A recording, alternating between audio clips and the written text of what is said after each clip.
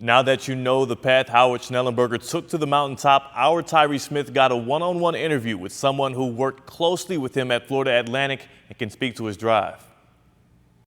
Tyree Smith of ESPN 106.3, joined by Craig Angelos, former FAU AD who worked with Schnellenberger for over a decade and is currently with Temple. One thing that was talked about a lot with Schnellenberger was his grand visions. How did you pull from something like that? A man that had all of these visions and was actually able to follow through on them.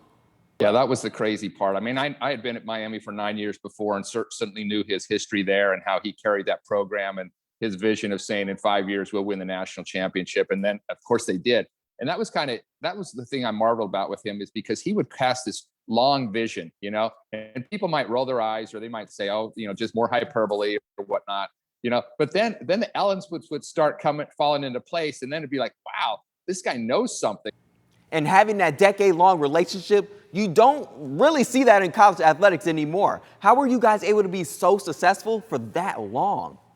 That's a great point, because you're right. You see that everywhere. Like at Temple, I think we've had 3 or 4 coaches just since I've been there in 6 years.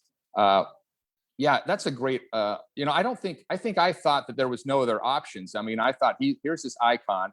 He's here. He's firmly planted here, and he's not going anywhere. And I'm happy to have my first AD job. And of course, we had Frank Brogan, who was brand new too. He was great.